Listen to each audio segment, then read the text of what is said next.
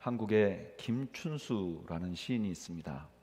이분이 쓴 꽃이라는 시가 굉장히 한국에는 유명합니다. 내용은 이렇습니다. 내가 그의 이름을 불러주기 전에는 그는 다만 하나의 몸짓에 지나지 않았다. 내가 그의 이름을 불러주었을 때 그는 나에게로 와서 꽃이 되었다. 참 멋있는 시죠. 오늘 우리가 읽은 본문이 바로 그런 의미를 가지고 있습니다. 오늘 본문의 배경은 이렇습니다. 요한복음 19장에 보면 예수님께서 십자가에서 고난을 당하세요. 그리고 죽으세요. 사형 집행관들이 예수님이 확실하게 죽었음을 확인했어요. 그리고 예수님의 창을 찔러서 죽음을 재확인했습니다. 예수님께서 십자가에 죽으신 것이 너무 확실하기 때문에 아리마대 요셉과 니고데모 두 제자가 힘을 합쳐서 예수님의 장례를 치렀습니다. 그런데 요한복음 20장에 보면 예수님의 무덤이 비어 있어요. 예수님 부활하신 것이죠. 이렇게 부활하신 예수님께서 마리아에게 처음 나타나십니다. 그리고 그 마리아에게 하신 말씀이 오늘 본문이에요. 뭐라고 말씀하셨는가? 예수께서 이르시되 나를 붙들지 말라. 내가 아직 아버지께로 올라가지 아니하였노라.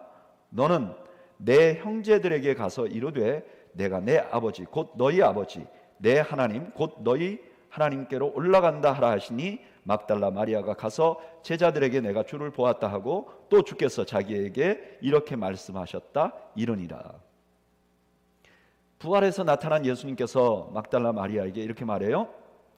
내 형제들에게 가서 내가 승천할 것이다, 아버지께로 갈 것이다 라는 것을 이루라고 말합니다.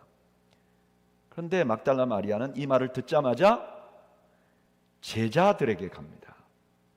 이 말씀은 그냥 보면 굉장히 평범한 말씀으로 보입니다. 그런데 조금만 더 자세히 보면요, 오늘 본문은 매우 특별한 말씀이에요. 왜냐하면 예수님께서 처음으로 제자들을 직접 형제라고 지칭한 말씀이기 때문에 그래요. 사실 예수님께서는 이미 이전에 제자들을 예수님의 형제 자매라고 부르신 적이 있습니다.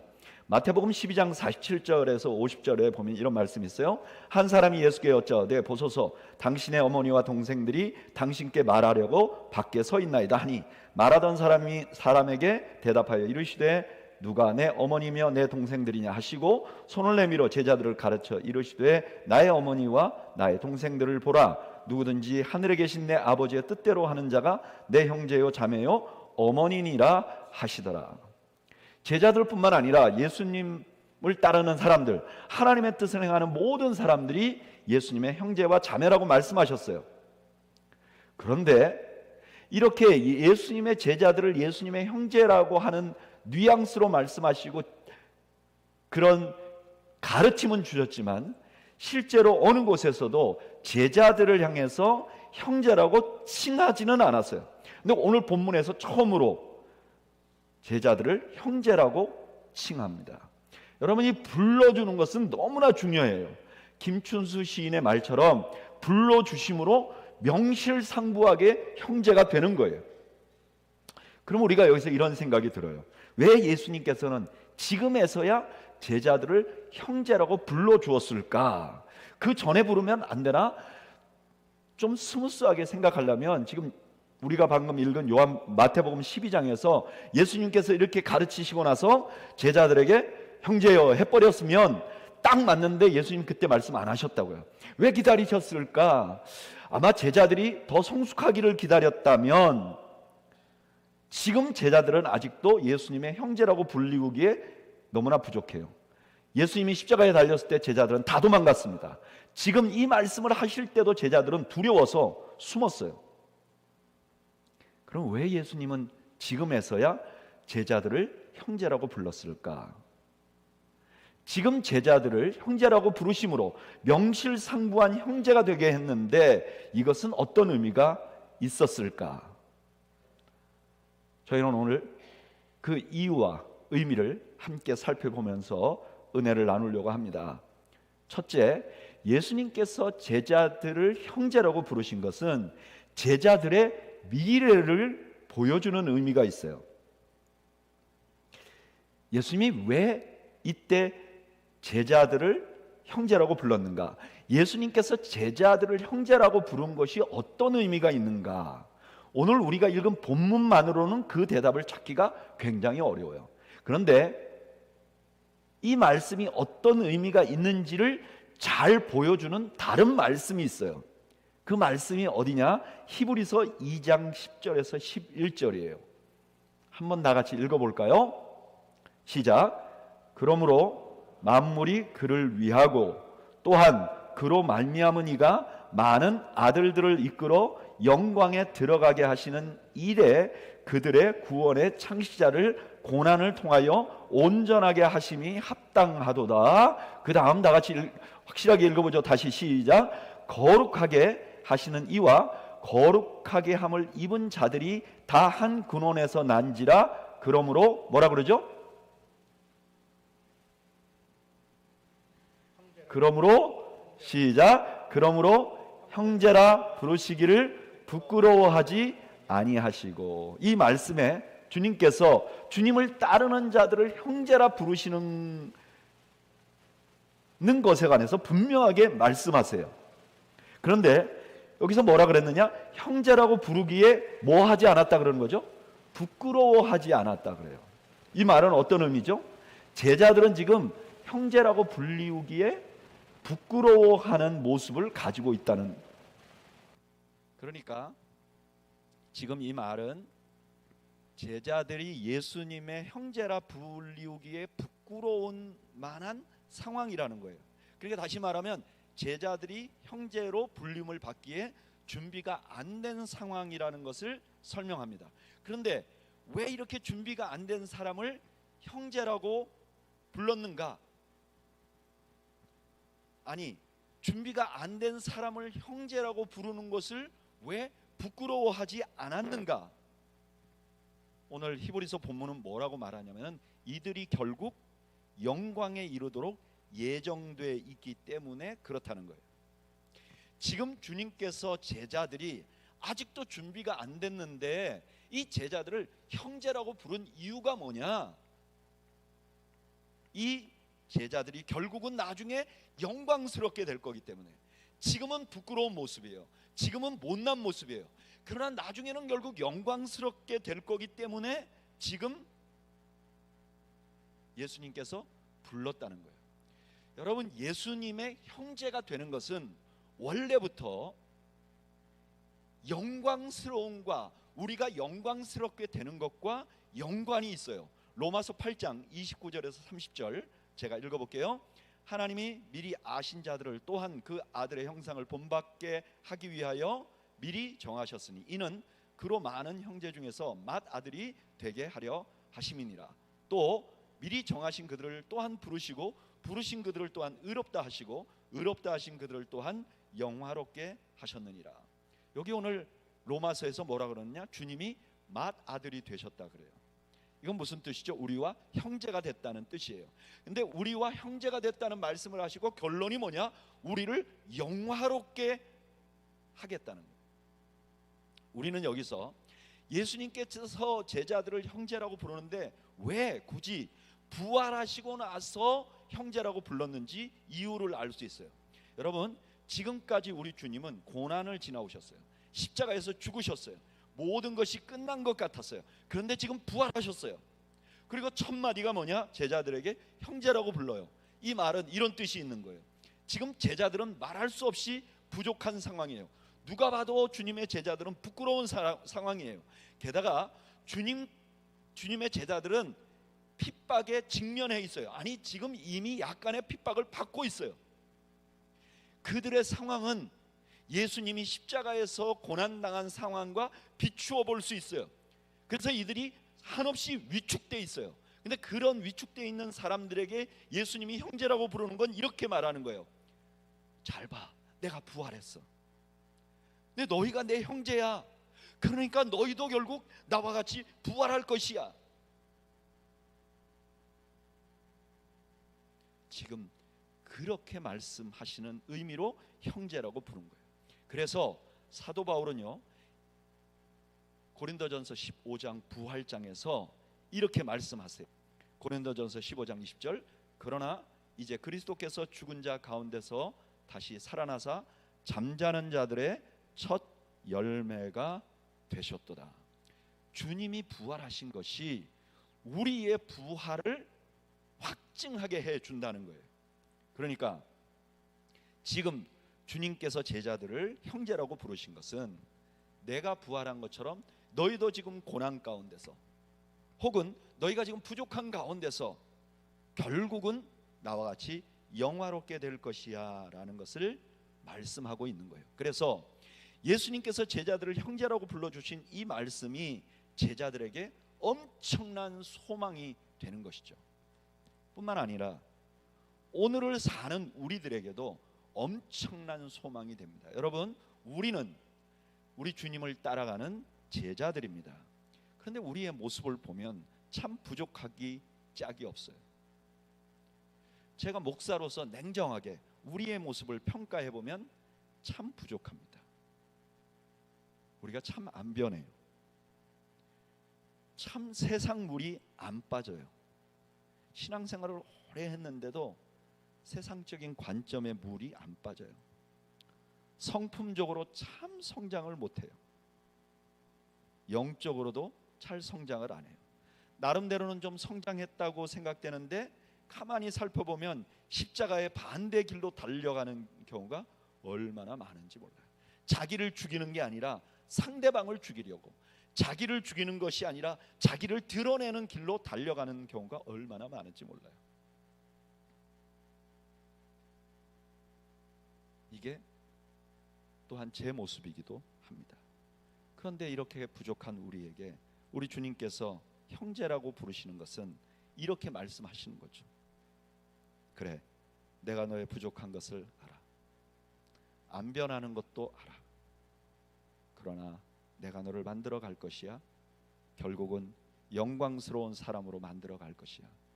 그러니까 너가 너를 절대로 포기하지 마 라고 말씀하시는 것이죠. 또한 제자로 사는 것은 참 고난이 많아요. 예수 믿으면요, 고난이 없어지는 게 아니라 더 많아지는 것 같아요. 신실하게 살려면 고난이 더 많아요. 그래서 우리가 살기는 신실하게 살지만 매일매일 위축되는 거죠. 그렇게 위축된 우리에게 주님께서 형제라고 불러주신 것은 이렇게 말씀하는 거죠. 내가 고통당한 거 알지? 내가 비참해진 거 알지?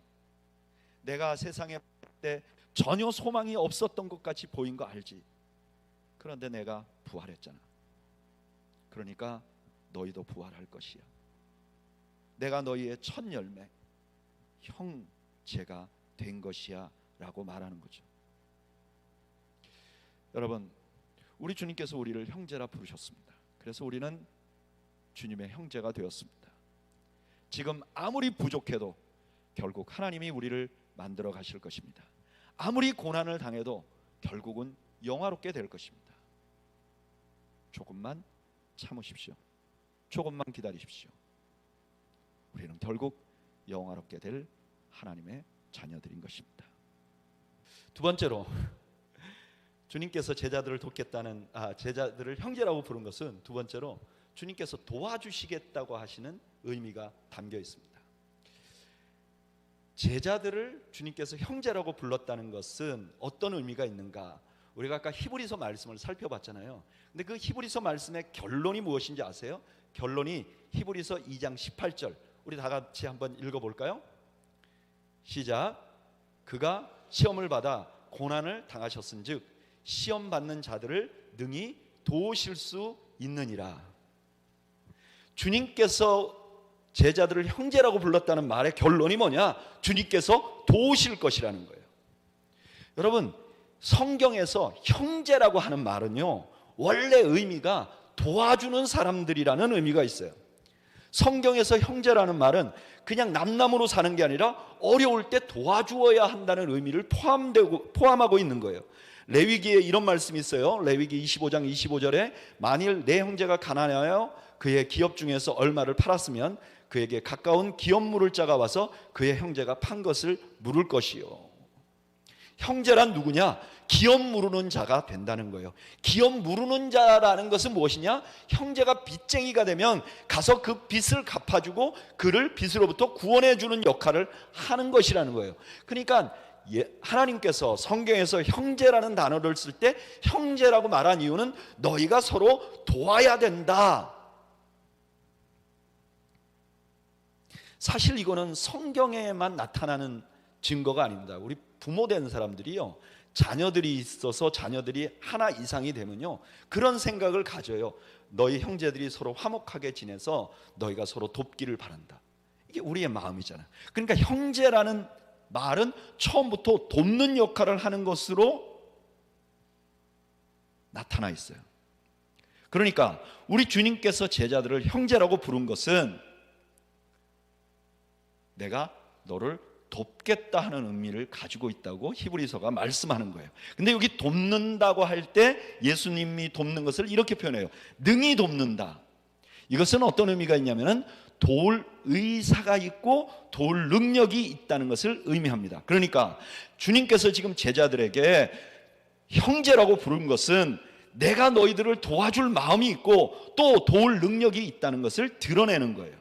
여러분, 우리 주님은 우리를 도울 마음이 있으신 분입니다. 여러분 믿으십니까? 사복음서에서 계속 강조하는 주님의 모습이 그거예요. 주님께서는 도움이 필요한 자들을 외면하지 않으셨어요.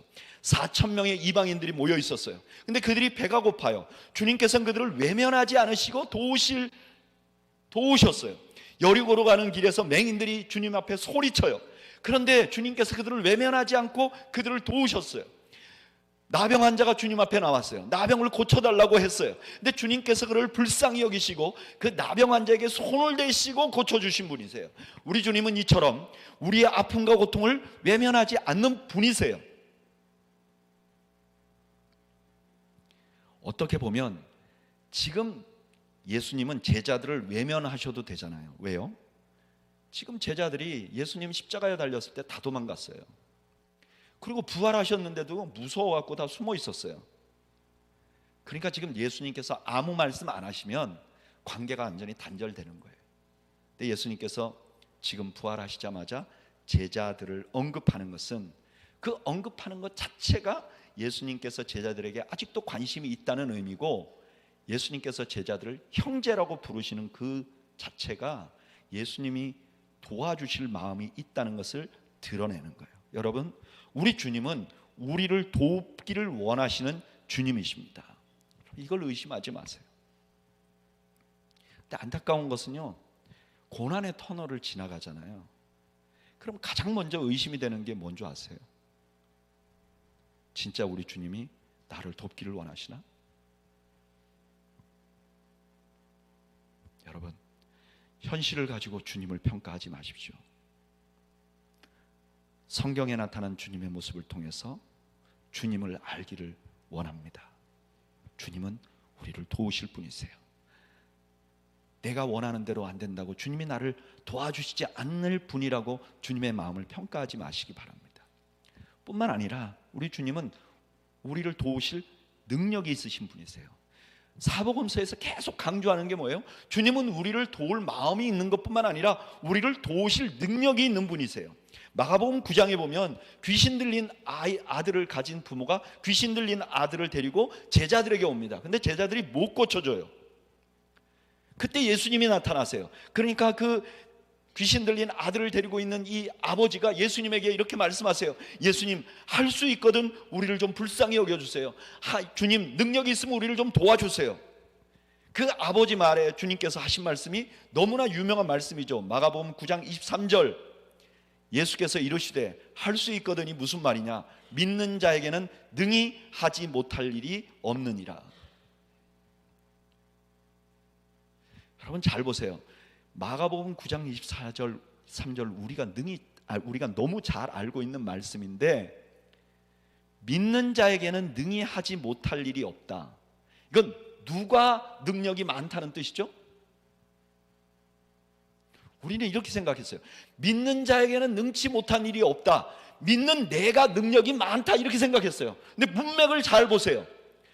이 아버지가 예수님에게 예수님 능력이 많으시면 내 아들을 고쳐주세요. 그랬더니 예수님이 대답하신 말씀이에요. 뭐예요? 네가 믿으면 내가 너에게 능히 못할 일이 없다.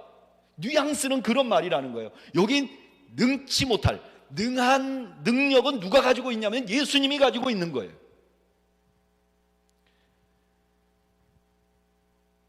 예수님의 능력은 여전히 있는데 우리가 믿는가 믿지 않는가에 달려있다는 거예요. 우리는 여기서 굳이 주님께서 부활 후에 제자들에게 형제라고 부른 이유를 알 수 있어요. 여러분, 이 땅에서 예수님께서 예수님의 능력을 보여주신 수많은 기적들이 있어요. 근데 그 기적 중에 탑 오브 탑, 예수님의 능력을 가장 잘 보여준 사건이 뭐죠? 로마서 1장 4절, 성결의 영으로는 죽은 자 가운데서 부활하사 능력으로 하나님의 아들로 선포되었으니 아멘. 예수님이 이 땅에 보여주신 능력 중에 최고의 능력이 뭐예요? 부활하신 능력이에요. 근데 주님께서 부활하시고 나서 제자들에게 이렇게 말씀하시는 거예요. 내가 부활했어. 내가 너희 일 중에 못 도울 일이 있는 줄 알아? 내가 부활했어. 그리고 내가 너를 도울 마음이 있고 내가 도울 능력이 있는 것이야. 실제로 바울은 이 주님의 능력을 신뢰했습니다. 그래서 바울이 감옥에 갇혀 있었어요. 요즘은 감옥에 갇히면 형량이 있잖아요. 몇 년 있고. 근데 바울 당시에는요, 감옥에 갇히면 형량이 없어요. 그냥 언제 나올지 몰라요. 그리고 감옥이 음식을 제공하는 곳이 아니에요. 한번 들어가면 그게 절망이죠. 그래서 이런 바울을 빌립보 교회 교인들이 다 걱정을 했어요. 근데 그 걱정하는 빌립보 교인들에게 바울이 편지를 쓰면서 이렇게 말해요. 빌립보서 1장 19절, 이것이 너희의 강구와 예수 그리스도의 성령의 도우심으로 나를 구원에 이르게 할 줄을 아는 거죠. 주님이 도우면 나는 나올 수 있다. 여러분, 우리 주님께는 불가능한 일이 없습니다. 절대로 우리의 생각으로 하나님을 제한하지 않기를 바랍니다. 제 아이 중에 한 아이가 어렸을 때 이런 말을 했어요. 저한테 이렇게 와서 이렇게 물어보는 거야. 아빠, 하나님은 뭐든지 할 수 있어? 그래서 제가 그럼 하나님은 뭐든지 하실 수 있지. 그랬더니 이 아이가 이렇게 말하는 거예요. 그럼 하나님이 야채도 먹을 수 있어? 이 아이에게는 야채를 먹는 일이 굉장히 어려운 일이에요. 그러니까 하나님이 야채를 드실 수 있을까? 이런 생각을 하는 거죠. 여러분 아세요? 어른들인 우리도요, 야채가 있어요. 그 야채에 접어들면요, 하나님이 도우실 기대를 접어버려요. 하나님 다른 건 다 해줘도 이 야채는 못 드실 거예요. 여러분, 주님은 전능하십니다. 우리의 어떤 문제에서도 우리를 건지실 수 있는 분이십니다.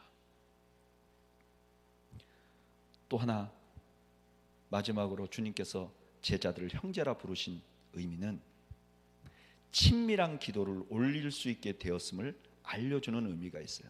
오늘 본문에 이렇게 말씀하십니다. 요한복음 20장 17절, 예수께서 이르시되 나를 붙들지 마라. 내가 아직 아버지께로 올라가지 아니하였노라. 너는 내 형제들에게 가서 이르되 내가 내 아버지 곧 너희 아버지, 내 하나님 곧 너희 하나님께로. 주님께서 제자들을 형제라고 부르시고 제일 먼저 하신 말씀이 뭐냐면 하나님이 너 아버지다. 여러분, 이거 당연한 것이죠. 주님이 우리 형제가 되면 주님의 아버지가 우리의 아버지가 되는 거죠. 근데 여러분 아세요? 주님의 아버지가 우리의 아버지가 되면 우리는 엄청난 특권을 누리게 됩니다. 어떤 특권을 누리게 되는지 바울이 이렇게 설명해줘요. 갈라디아서 4장 5절에서 6절, 율법 아래 있는 자들을 속량하시고 우리로 아들의 명분을 얻게 하려 하심이라. 너희가 아들임으로 하나님이 그 아들의 영을 우리 마음 가운데 보내사 아빠 아버지라 부르게 하셨느니라. 우리가 하나님의 자녀가 되면 하나님을 아빠라고 부를 수 있게 된다는 거예요. 여러분, 아빠라고 부르는 것은 어떤 의미가 있는가? 첫째는요, 예수님이 아빠를 언제 사용했는지 보면 알아요. 예수님께서 일생 동안 하나님을 아빠라고 딱 한 번 부르셨어요. 언제 불렀느냐? 겟세마네 동산에서 불렀어요. 마가복음 14장 36절, 이르시되 아빠 아버지여, 아버지께는 모든 것이 가능하오니 이 잔을 내게서 옮기시옵소서. 그러나 나의 원대로 마시옵고 아버지의 원대로 하옵소서 하시고, 십자가 지시기 전날 드린 기도죠. 여러분, 우리 주님은요, 십자가를 지실 것을 다 아세요. 그게 하나님의 뜻인 것도 다 아세요. 심지어 예수님께서 바로 그 십자가를 지시기 위해서 이 땅에 오신 거예요.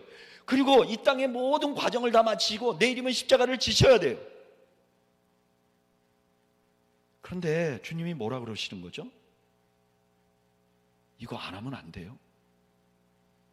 계약서 다 쓰시고 계약금 다 거시고 내일이면 그거 내 물건 되는데 갑자기 이거 안 하면 안 돼요 라고 말하는 거죠. 이게 다른 공식적인 사람들에게 이렇게 하면 이거 완전히 미친 사람입니다. 그런데 누구니까 가능한 거죠? 아빠니까 가능한 거예요. 그래서 우리 주님께서 하나님을 향하여 아빠라고 부른 거죠. 여러분, 우리가 주님의 형제가 되면 이런 기도를 할 수 있는 것입니다. 이것이 지금 주님께서 제자들에게 형제라고 부르신 가장 중요한 이유입니다. 잘 보세요. 지금 제자들은 엄청난 시련을 앞두고 있습니다. 이때까지 예수님으로 인해서 받았던 핍박은 아무것도 아니에요. 여기 지금 제자라고 부른 사람 중에 대표적인 사람들, 예수님의 직접 제자들은 한 명, 요한을 빼놓고 나머지 다 순교를 당했습니다. 뿐만 아니라 그냥 예수님을 따라다니던 사람들도 엄청난 고난을 받았어요. 이걸 어떻게 이겨나갈까? 주님의 도움을 받아야 되겠죠. 그래서 주님께서 형제라고 부른 거죠. 근데 그 주님의 도움을 어떻게 받을 수 있나? 기도함으로 받을 수 있다는 것을 알려주고 있는 것이죠. 여러분, 우리가 주님의 제자가 되면 누리는 가장 큰 특권이 뭐냐면은 기도할 수 있는 것입니다. 형식 차려서 하는 거 말고 내 마음에 내키는 대로 기도할 수 있는 거예요. 어린 아이처럼 기도할 수 있는 거예요. 저는 여러분들이 하나님 앞에 어린 아이처럼 기도하는 은혜를 누리시기를 축복합니다. 너무 오래 생각하지 마세요. 그냥 기도하세요. 그러면 엄청난 위로를 받게 될 줄로 믿습니다. 그래서 저는요, 교회 다니면서 기도 안 하는 분들 참 대단한 분들이라고 생각해요. 기도를 안 하고 어떻게 교회를 매번 나올 수 있지? 참 대단하다. 기도를 안 하는데 어떻게 결혼을 할 수가 있지? 참 대단하다. 기도를 안 하면서 어떻게 애를 키울 수 있지? 그것도 참 대단하다. 기도를 안 하면서 어떻게 직장을 다닐 수 있지? 참 놀랍도다. 여러분, 하나님이 우리에게 엄청난 특권을 주셨고 이것은 우리가 살아가는 인생이 쉽지 않을 것을 알고 계신 것입니다. 그리고 우리가 그것을 이겨나갈 수 있도록 우리에게 엄청난 선물을 주신 거예요. 저는 여러분들이 그 선물을 사용하시기를 바랍니다. 그리고 그 선물의 혜택을 여러분들이 직접 보시기를 주님의 이름으로 축복합니다. 그런데 제가 이번에 설교 준비하면서 아빠라는 말 속에 숨겨진 또 하나의 의미가 있다는 걸 알았어요. 참 희한하죠? 제가 성경을 꽤 많이 읽었거든요. 근데 설교 준비할 때마다 말씀을 묵상하다 보면 하나님께서 새로운 것을 좀 이렇게 생각하게 만들고 깨닫게 해주시는 것 같아요. 여러분, 여기 아빠라는 말에 숨겨진 또 다른 의미는, 아빠라는 말은 히브리 사람에게 어린 아이가 아버지를 부르는 말입니다. 우리하고 매우 유사하죠. 성인이 된 자들은 아버지를 아빠라고 부르지 않아요. 그런데 어린 아이들이 아빠라고 불러요. 그런데 어린 아이들은 어때요? 여러분, 어린 아이들은 아이들이 아빠, 엄마 이거 해주세요 요청하기 전에 대부분 어떻게 하죠? 부모들이 그 아이에게 필요한 것을 공급해줘요. 그러니까 여기 너희가 아버지를 아빠라고 부를 수 있게 된다는 것은 우리가 기도하지 않아도 우리의 필요를 다 공급해 주신다는 의미가 포함되어 있는 것이죠. 에이 목사님 그거 좀 너무 나간 거 아닙니까? 성경에 그런 근거가 있어요. 로마서 8장 26절에서 28절 제가 한번 읽어드릴게요. 이와 같이 성령도 우리의 연약함을 도우시나니 우리는 마땅히 기도할 바를 알지 못하나, 어떤 이유가 됐든 우리가 기도하는 것을 안 하는 때, 기도의 능력을 힘입지 못하는 때가 있다는 거예요. 근데 오직 성령이 말할 수 없는 탄식으로 우리를 위하여 친히 간구하시느니라. 그 다음 마음을 살피시는 이가 성령의 생각을 아시나니 이는 성령이 하나님의 뜻대로 성도를 위하여 간구하심이니라. 그 다음 말씀이 놀라워요. 우리가 알거니와 하나님을 사랑하는 자 곧 그의 뜻대로 부르심을 입은 자들에게는 모든 것이 합력하여 선을 이루느니라. 아멘. 이거는 기도 안 해도 된다는 뜻이 아니죠. 이건 두 가지 의미가 있어요. 하나는 뭐냐? 내가 기도하는 것이 나의 공로가 아니라는 거예요. 내가 이렇게까지 기도했는데 하나님이 나를 안 들어주셔? 이런 말 할 수 없다는 거예요. 기도는 공로가 아니라는 거예요. 또 하나는 내가 기도가 부족해도 하나님께서 결국 나를 이끄실 것이라는 거예요.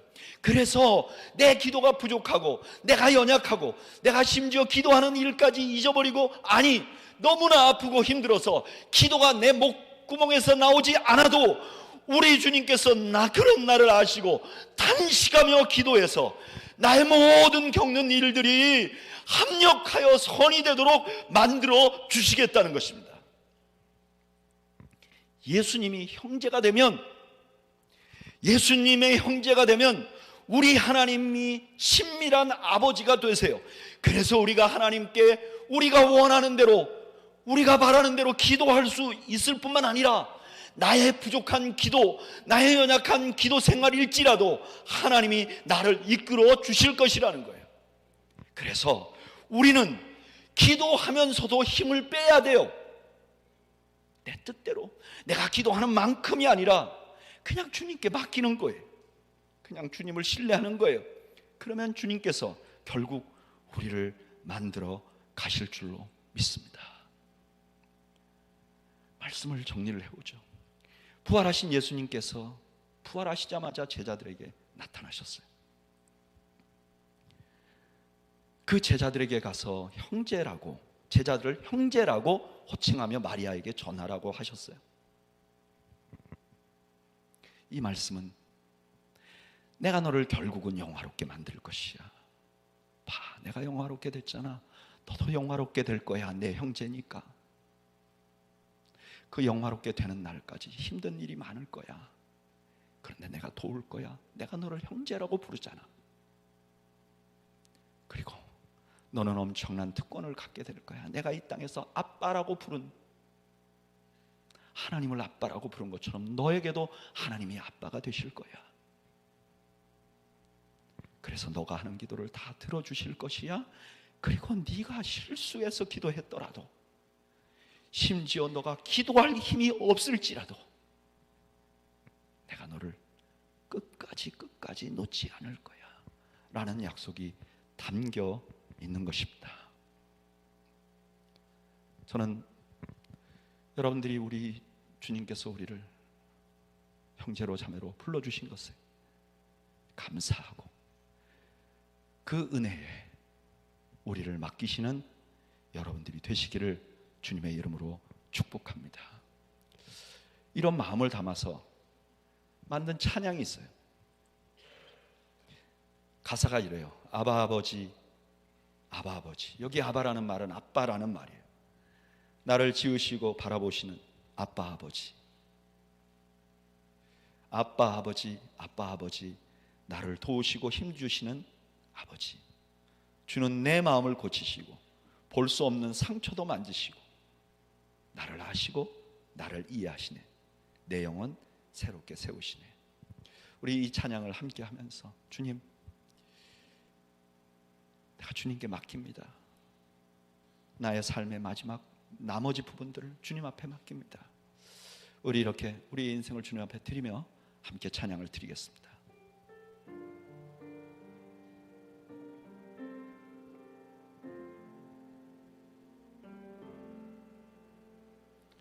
아바 아버지, 아바 아버지, 나를 안으시고 바라보시는 아바 아버지, 아바 아버지, 아바 아버지, 나를 도우시고 힘주시는 아버. 다시 한번 아바 아버지, 아바 아버지, 아바 아버지, 나를 안으시고 바라보시는 아바 아버지, 아바 아버지, 아바 아버지, 나를 도우시고 힘주시는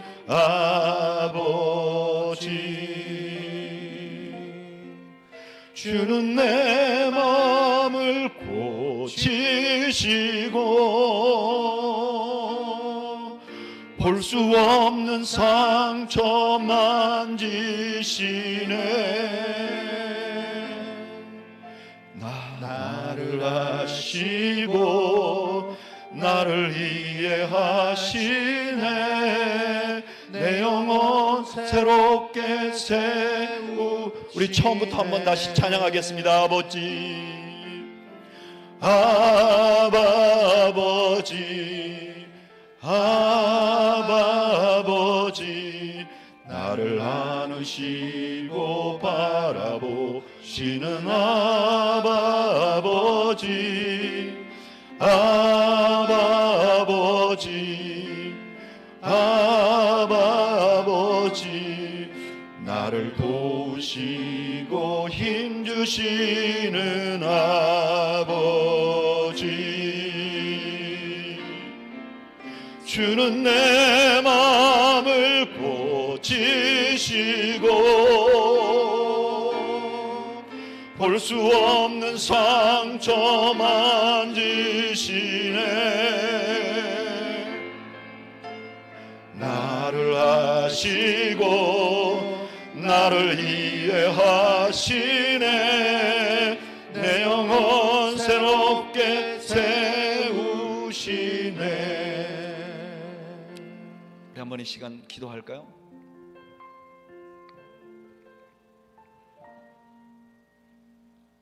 예수님 십자가 달리심으로 완전히 희망을 잃고 낙심한 제자들에게 주님께서 마리아를 통해서 내 형제들에게 라고 말씀하심으로 그 부족한 제자들을 형제로 대우하시겠다고 선언하고 있는 것입니다. 오늘 예배 나오시면서 나의 부족함 때문에 날마다 좌절하시는 분들이 계십니까? 그렇습니다. 우리는 부족합니다. 그러나 우리 주님께서 우리를 형제라 불러주셔서 우리가 소망이 있는 것입니다. 나만이 가지고 있는 근심과 걱정 때문에, 염려 때문에 위축되신 분들이 있으십니까? 그렇습니다. 그리스도인으로 사는 것은 쉽지 않은 일입니다. 이 땅을 사는 일은 어쩌면 고통뿐입니다. 그러나 우리가 좌절하지 않을 수 있는 것은 우리 주님께서 우리를 형제라 불렀기 때문입니다. 주님이 도우실 것입니다.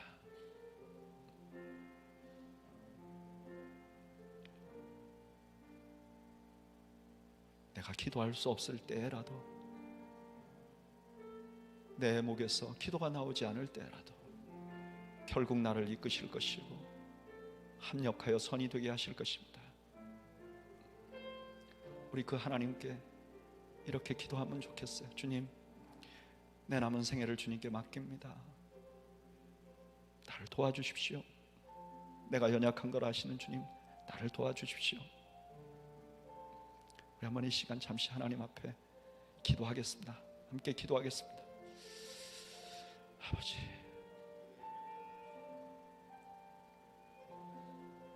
아버지, 아버지,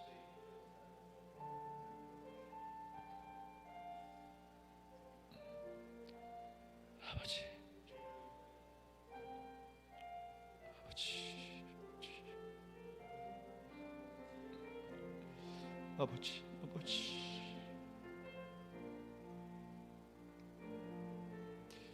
아버지, 아버지,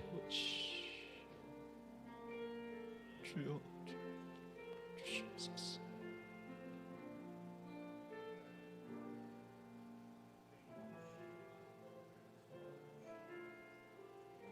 주여 주시옵소서.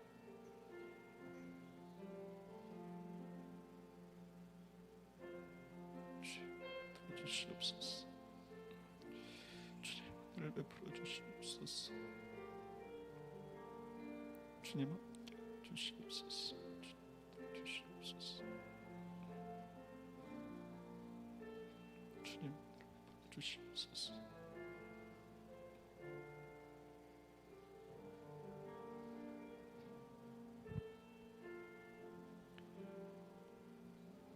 이제는 우리를 형제로 불러주시는 예수 그리스도의 은혜와 하나님 아버지의 그 크신 사랑과 성령님의 교통하심이 한없이 연약한 우리들에게 형제라 불러주시고 우리를 도우시며 결국 영화롭게 하실 그 주님을 의지하고 남은 인생 살아가기로 다짐하는 주의 백성들 머리머리 위와 이들의 가정과 이들의 생업 위에 지금으로부터 영원 무궁토록 함께 있을지어다. 아멘.